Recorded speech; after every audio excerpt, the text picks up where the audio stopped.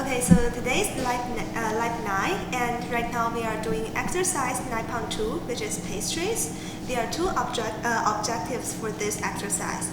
The first one is to learn how different types of pastries are prepared, and then the second one is to evaluate the differences in various types of pastry. And now I'm doing the unit 1, which is apple pie.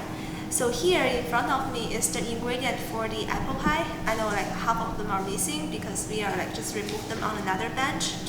So the first step we will just preparing the apple pie pastry. So here is the shortening, and then this is the cake flour. So just make sure you are using the cake and pastry flour as I showed in the camera. Do not use the all-purpose flour because that's not gonna work for the apple pie. So according to the recipe, we will just add flour into the KitchenAid bowl, and then salt and shortening. So I will just add the shortening in here, and also have some salt.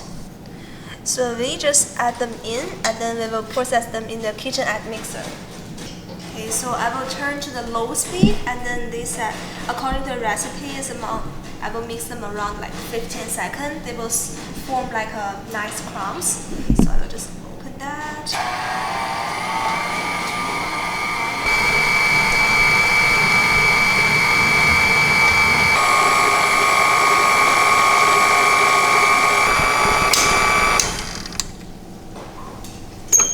Okay, so I think they are kind of ready. I'm just gonna take off the bowl and then check it. So as you can see here, they form a nice crumbs, and then it does takes a little bit longer than 15 seconds. I guess that is because I didn't cut the shortening into a small chunks. I just put a whole piece of shortening in. So just keep in mind when you do that at home, you may want to chop the shortening into small pieces and then put it in. It will mix much faster. So now you see the nice crumbs that flour formed.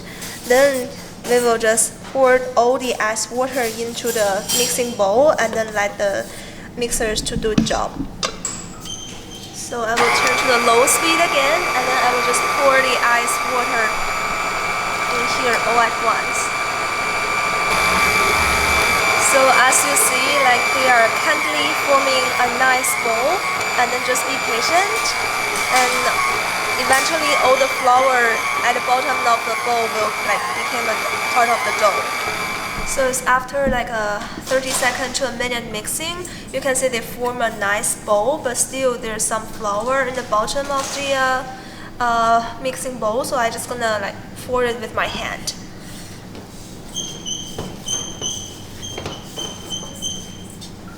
So it is very important to put the ice water into the mixing, into the flour and the shortening mixer, because if you put the hot one, the shortening actually gonna melt, and then you will have a really hard time to forming them in a nice soft dough. So as you can see here, the dough is almost ready, and then you can feel the temperature of this dough is cold, just because we are putting the ice water. And now the dough is formed, and then we will cover them with the plastic wraps and then put them into the fridge to let it chill for around 30 minutes. And then during that time, we can make the apple pie fillings. Okay, so this is the continue of exercise 9.2 unit 1 with the apple pie. Now I'm actually gonna make the filling of the apple pie. So here, as you see, is a cup of sliced apples. And you may notice that the water in that apple just disappeared. So I just dump it. And the reason for me to put the water in this apple slice is because I cut the apples maybe an hour before to set up the preparation step for the apple pie. So if the apple is just sitting them after peeling it, if the apple just sitting in the air, it's gonna kind of turn to a browning color. There's some oxidation happen. So to prevent this, we can add some lemon juice into the the apple slice and then pour some water, so make sure like the water is fully covered the apple, so then the apple will not turn brown. So as we can see, like it pretty much remains color. I mean, it's a little bit browning like taking place, but not a lot. So then we can just further process this the apple pie filling. It's very easy. We just like pour the sliced apple into a large bowl, and then we will add the sugar,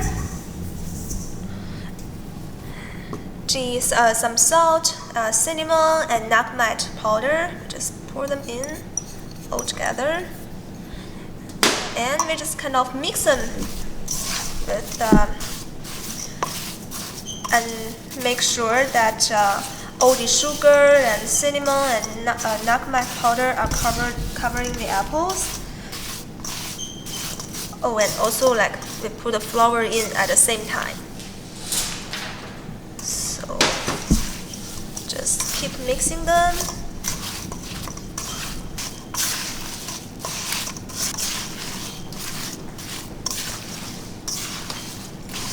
So yeah, here it is, and then the filling is ready. We can just later pour the pastry dough from the fridge and then begin to like actually making the apple pie.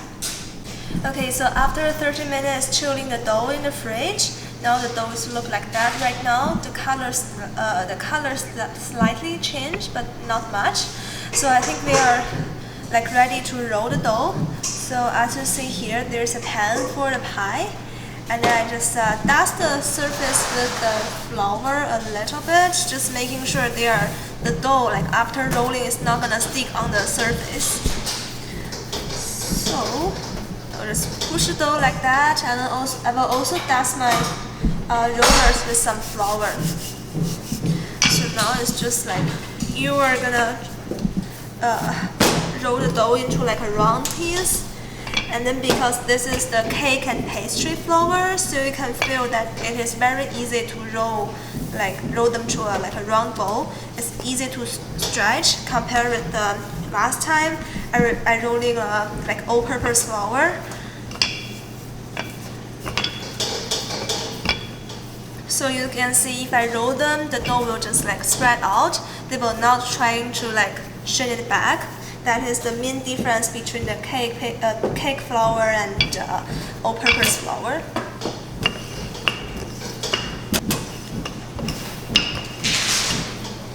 So I think it's almost ready. And then for check, you can like put the pie pan on top of the dough you just rolled. So you can see like it is definitely larger than the size of the pan. So that means it's okay. But then, just to be safe, I will roll it like a little bit larger. And then you want to make sure your dough is like evenly, and then everything is like the same wide like this one. You don't want to have something that is super thick, so then your pie will not like taste good. So what we're gonna do is we're gonna carefully transfer the dough into the pie pan, and then as you probably noticed that the cake and pastry flour is very soft, so be very gentle, otherwise your like dough just gonna be falling apart. So here is what we're gonna do. We're gonna press the dough, like make sure the dough is like on the and then make sure the dough is like in the pan. All the bottom are like sticking together. You don't need to worry about the dough like later during baking to be like stuck on the pan, because you know we make the dough with shortening, so there's enough fat for the dough to stay separate. So I think that is like everything is like flat on the bottom. And then now what you're gonna do is you're gonna remove the extra dough from the edge of the pan just by simply pressing them. Like you just press it. As you press, you will notice that okay, there is the edge of that pan, and then your dough can just like easily go out like that. So here is just the extra dough we have. Do not throw them out, because later we can use that to decorate the top of the pie. and then we kind of like make the shape of the pie a little bit, and here it is. So this bowl is the apple pie filling. We made it before, and as you see, there's some like juice from the apple begin to coming out. That is okay, don't worry. What we're gonna do next is we just gonna put the pie filling on top of the pie crust. So in the recipe, it said like 6 medium size of apple sliced, and then here I have 5, and then I'm not sure if all the filling gonna be like goes into this one pie. If not, you can save the filling for next time, or you just like quickly make another dough and then make 2 pie instead of 1. So I put the filling like that, and then I still have some more left, but I decided just like to leave it in the bowl because you do not want to overfill the pie. Otherwise, you know, during the baking, all the liquid will be like make a huge mess on your oven. So now what we're gonna do is we're gonna make some kind of decoration on the pie, and that is the actual dough we have. So there are different kind of way to make the like decoration on top. And then they are listing in your lab menu. So you can pick whatever you want. And today I'm gonna choose the one that I'm more familiar with.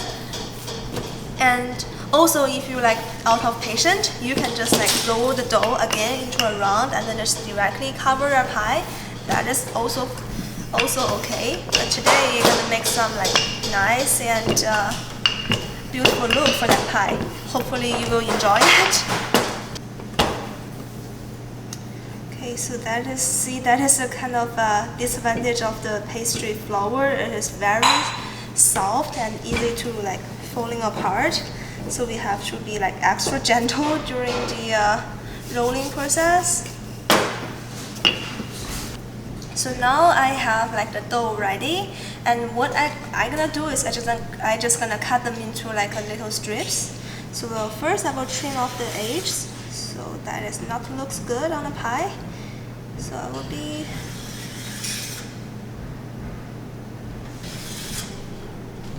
okay. So we're gonna put these little strips on top of the pie. I will start with the short one.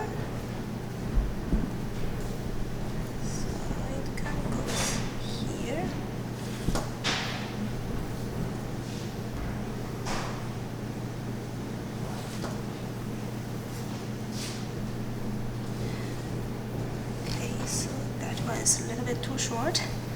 So what you're gonna do is you're gonna stick this strip in here, and then this one goes on top, this one, and then this one on top again,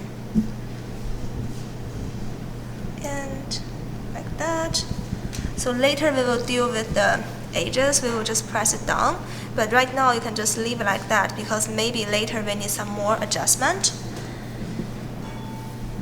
Oops.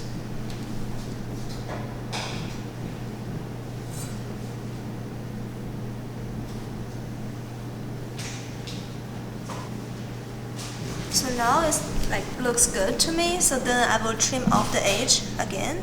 Or you know what, I can stick a little pieces in here just to make it looks better. And maybe also another piece on the other side. And then again I will use the same method. I just like kind of press the edge to make sure they are sticking with each other.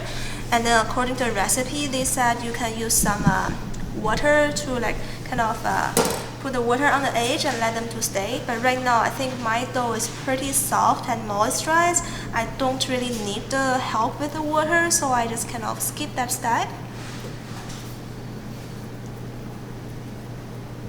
And you really want to stick the edge of the pie together, because if not, during the baking, it's likely gonna like fall into apart, and then your pie will look like very strange. And that happens to me when I make the pie at home. Okay, so the pie is ready.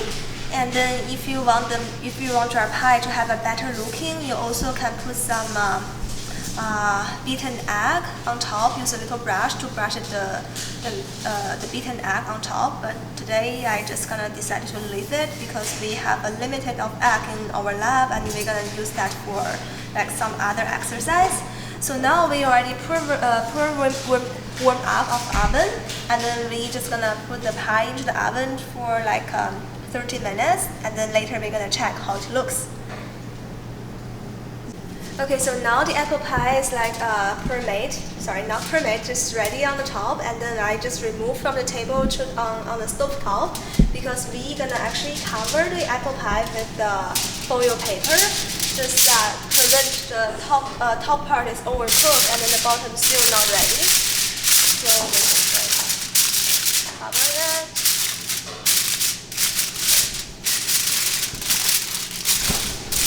Cover like that is okay, and then we just gonna transfer them into the oven.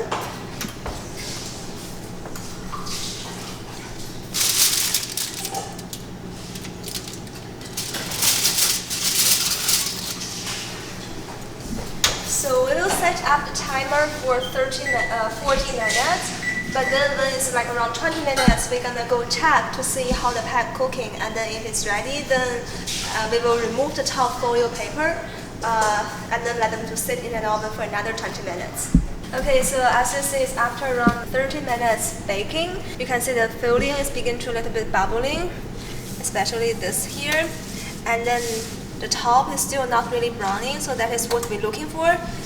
And now we are just gonna put the pie back into the oven like that without the foil paper. Remember before we put a foil paper to cover it? But now we don't want the foil paper because we want the oven to bake it and then give the nice browning color on top. So again, we'll just put it back. And then probably we'll put it back for another 15 minutes. Okay, so the apple pie seems ready to us. And then we'll just open the oven and check. So be careful, it's going to be very hot. And here we go. So you see there is a kind of a nice brown color on top, and then all the apple pie filling begin to bubble. So I think I will stop baking at this point and then let it to cool down on the oven stove for like at least 2 hours, because otherwise if you cut it, the inside the filling gonna be really runny, and then it's also gonna be very hot, so that is not good. You don't want to burn yourself. This is exercise 9.2 and it's unit 2, potato and mushroom strudel. So I started by dicing some bacon, and I crisped it in the frying pan. And now I am just letting this drain on paper towel for a little bit. I've reserved a little bit of the oil from the bacon, and I'm going to use that to fry the onions for just a couple minutes.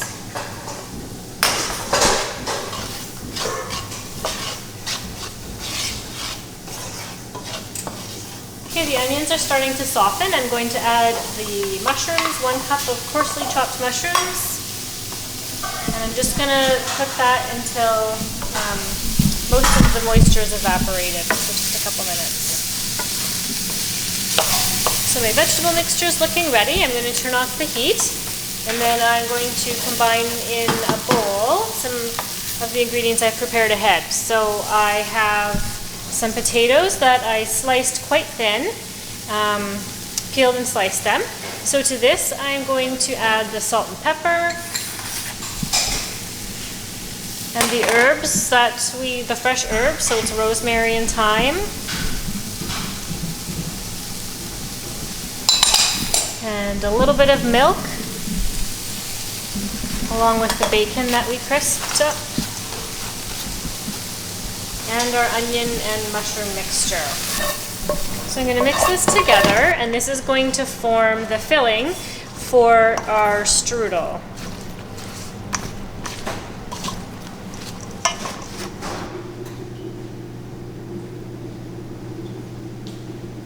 Okay, so we're working with phyllo pastry, and it is paper thin. So we have to keep it covered with a damp towel and work 1 sheet at a time. So as I'm preparing this, be thinking about trapping air in this and how you think this is all gonna work. Okay, so here's my first sheet, and I'm going to brush it with some butter. Okay, and then I'm also going to sprinkle some breadcrumbs.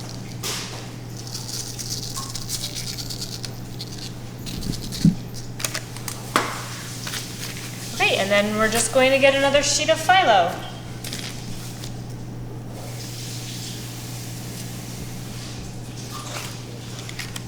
And we'll repeat the same process, and we're going to do this with 6 sheets all together. Okay, so this is the 6th layer of the phyllo pastry.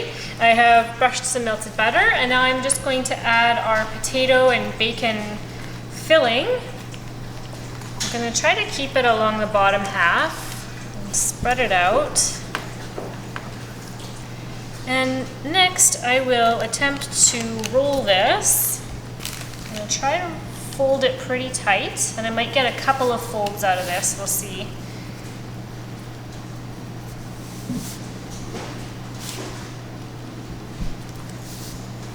Okay, so that's the shape that we want. And I'm just going to make a few slices in the top, just part way through.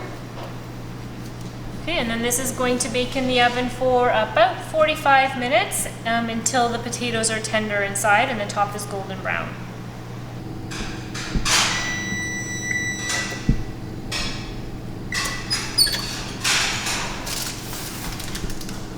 Okay, here's our strudel. So it's looking golden brown. And if the potatoes inside are fork tender, then it's ready. So I'm going to give this a slice, and then we'll let you take a look inside.